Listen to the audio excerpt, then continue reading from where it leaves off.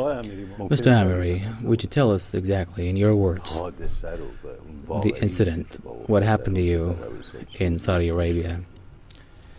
Well, I think in this brief period, I cannot get into the details of my abduction. I would like to postpone it until I've safely arrived on Iranian soil, so I can speak with absolute freedom with the press and the Iranian nation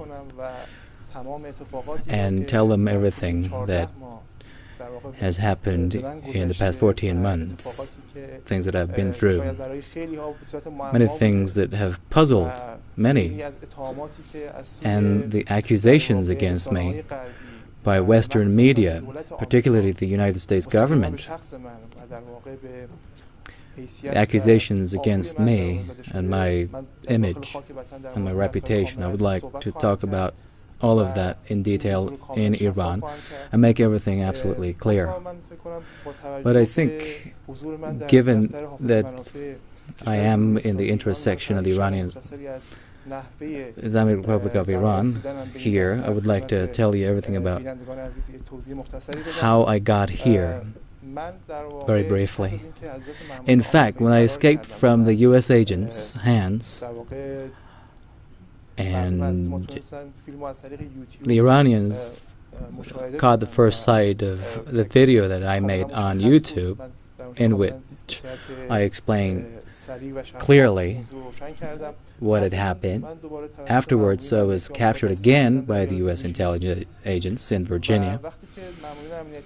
When the American agents realized that I had posted a video like that, and that it would be broadcast any minute on YouTube or on Iranian television, they decided to make another video of me in which I would say that I was going back to Iran. Interestingly, what happened was that my own video came after the American version of the video, in which I say that I was going back to Iran. As I said earlier, in the American version of the video, I was saying that I was going back to Iran, that it was an agreement between me and the U.S. government.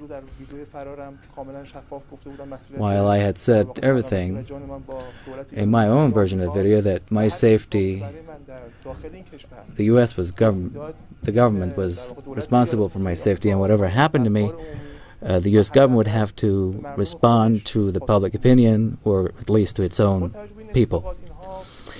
Given that, they agreed, and they formally told me that they were going to resolve the issue altogether, and that they were prepared to return me to Iran, but that they would only do it their own way.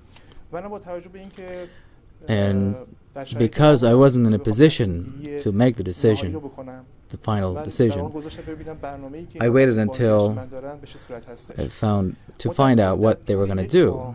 Unfortunately, within a month, my impression of what they were going to do about my return to Iran, that I thought they were killing time, and every time they would come up with a pretext to postpone my return to Iran. The last time I talked to the American government, and they claimed that they had prepared my ticket, my return ticket, to Iran through the UAE, that I would arrive in Dubai and then go to Iran. They said that the UAE's government, after seeing my name on the flight list, disagreed with my going to Dubai, that they wouldn't allow me to go back to Iran through the UAE's airspace. Afterwards, the Americans told me that they couldn't force the UAE's government to accept you to go there and move on to Iran, and said that instead they would talk to the UK government, because they have very good ties with the British, and that definitely they would be able to send me back home through the UK soil.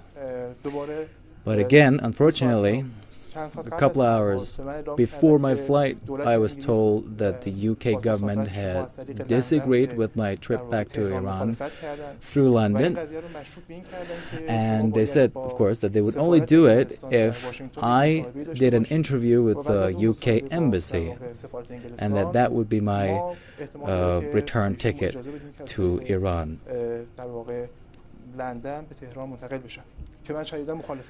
I disagreed vehemently and said that as an Iranian, because as I said right at the outset, I think it's my right that I would want to do everything through Iran's interest section, the country that has given me my identities, my IDs, and has legal sovereignty over me.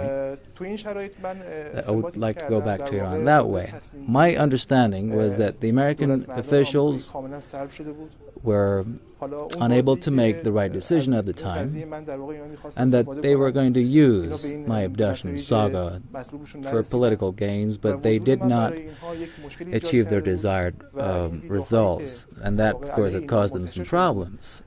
And the video that I made of my abduction had shifted the public opinion against them, and so the American government officials never told me, gave the world a cogent explanation on my abduction, whereas the Iranian government clearly and formally lodged a complaint on my behalf to international bodies and followed up on the story until the last day. But the American government failed to even confirm my presence on its soil, which raises the question of how come they want to return me to Iran, but they declined to confirm my presence on their soil. That's a question that I think your viewers who have been following up this issue have had in their mind. All the viewers of the